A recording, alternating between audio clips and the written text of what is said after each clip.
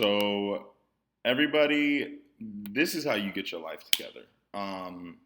And I'm just going to show you so that if you felt like you were lost, if you felt like you missed a class, here's what you do. So, week one, if you have like squandered or played around with the project, you go to the Unit Zero Enduring Issues in Our Story.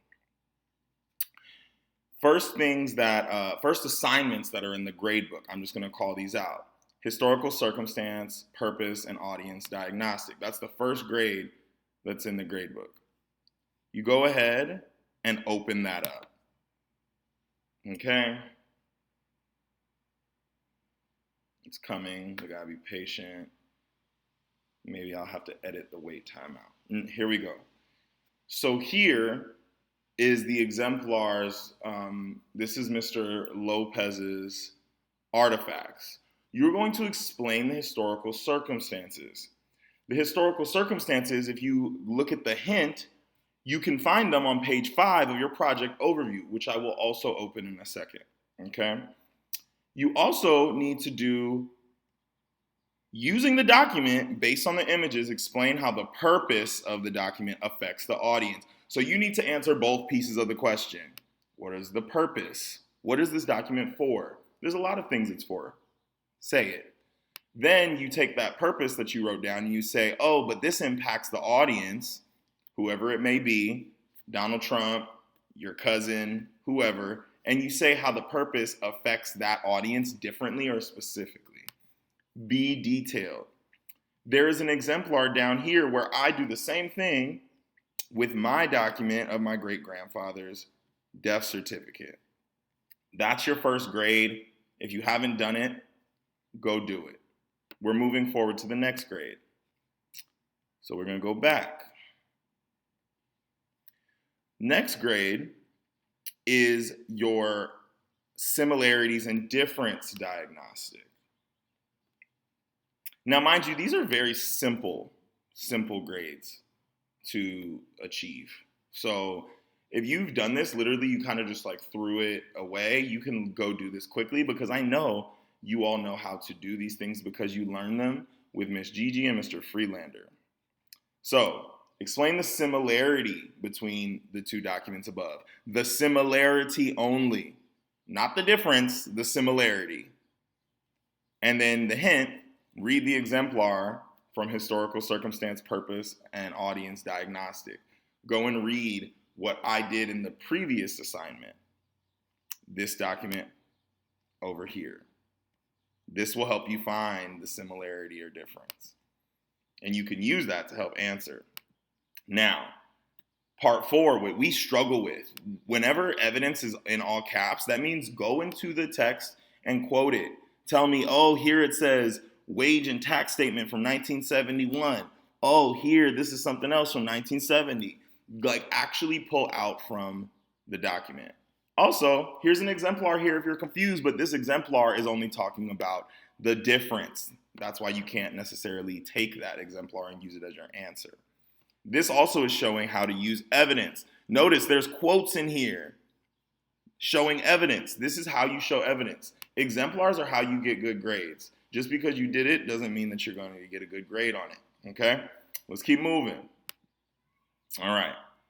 Sorry if my tone is crazy. I just really want y'all to do well. And sometimes when it's like right in front of you or you could reach out to me, shout out to those who reached out to me in chat. I really appreciate when students reach out. You're not bugging me at all. What bugs me is that people don't reach out and then they get mad when their grade is an F. So let's go to the next thing. Enduring Issues Our Story Unit 0 project. This is one big fat grade. This is a project grade. This is an assessment grade. This packet, this document has several things in it that you need to complete, okay? I'm gonna let it load for a second because there's a lot of things in here. We got this nice world that's right side up, okay? You have your overview. I'm not gonna walk you through this stuff. I'm just gonna show you exactly what you need to do. Well, there's due dates in here, but if you haven't done them, you're already late. You have your using history as a weapon. For your Flipgrid, you're going to have to explain how you use history as a tool for liberation. This document will help you kind of figure out how you use history as a tool for liberation. There's also a summary in a CFU box, just if it confuses you a little. All right, here are the historical circumstances that you can find to answer your historical circumstance assignment, that first grade. This is where you can find it. You got to go read it detailed to make sure you're pulling out the correct historical circumstance and not making it up. Here's where you input your artifacts. You should have 3 artifacts. In your artifacts, here are questions that guide you on how to answer your question for historical circumstance. Remember, y'all, if you have pictures, put the names of the people in the picture.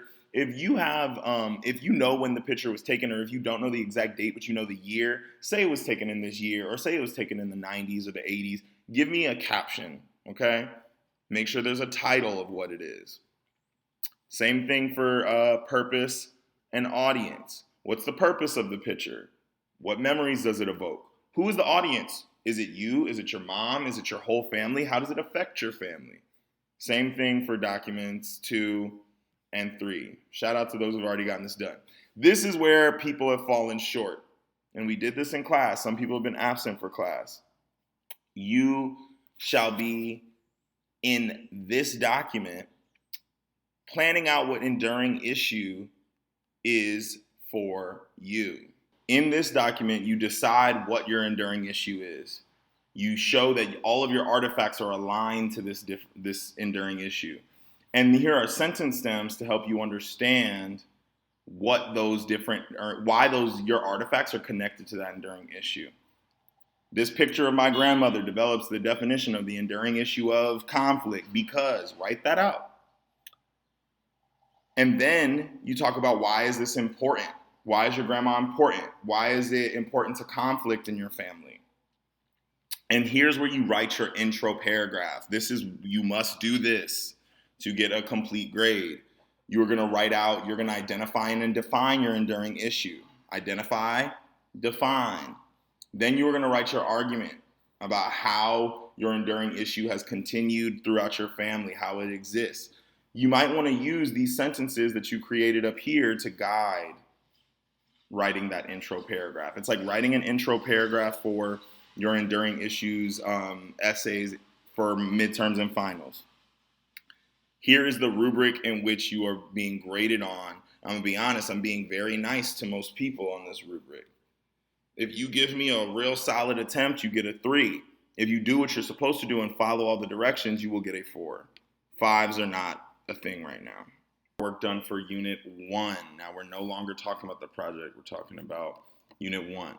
Now we're going to go to the week of September 28th because that's where everything is at, because that's where we're at. We're going to look at this in a second. I'm going to put a sidebar in that. You're going to go to Unit 1, World in 1750 Source Pack. You're going to open that up. All right? You're going to click on this. It's going to take you to this source pack. There are 3 things in this source pack that you need to complete. This concept map, this front page, where you are going to gather the historical circumstances from page 8 in your source pack here. This is the historical circumstances you're going to gather. Now, everything else is kind of your perception. Why is it important that we know about the world in 1750? Look at this map. Looking at the lines, thinking about the world in 1750 and thinking about the world today, do we have any similarities? If you read page 8, you will see the similarities. Then here you're going to explain the enduring issues that are connected. Hint, hint, the enduring issues might be related to this question for the unit. What is power? How is power gained, used, and justified? You also need to complete this world in 1750 concept map. Now you're going to get the information for this. You see these are the headers that Mr. Lopez created for you. You're going to get the information for this here in this slideshow that's at the top of the week. And in this slideshow, it literally goes through every empire and all the information for it. You get the point. Use it, do it. Let's keep going. You need to complete your vocabulary definitions. You need to fill them out these words down to centralization or isolationism, you can get from the Google definitions. The Tokugawa Empire, the European maritime powers, Ottoman Empire, the Mughal Empire, these are things that you're going to have to synthesize and paraphrase from what you find. Wikipedia is acceptable, but if I see a straight up copied and pasted Wikipedia paragraph, I'm not giving you the credit for it, and I'm going to make you do it again. Here is a timeline that'll also help you with finding some of this stuff so you can understand what you are reading. This is for you to go through, okay? Here are maps so that you can understand the geographic circumstance. This is where you found your historical circumstance information on page 8. Now, our first lessons, we compared document C to document E. We did not have a graded assignment, but expect that your unit exam and your unit test will have some excerpts from this. As we move forward next week, we'll be looking at this. So far, you have 3 things you need to complete. Complete that vocabulary sheet. Complete that concept map using the gallery walk slides in Schoology.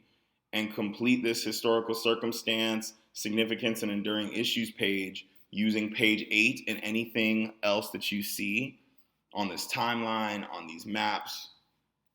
The more information you use, the better. All right, y'all. Let's get it together. Let's get our grades back on track. We can do this.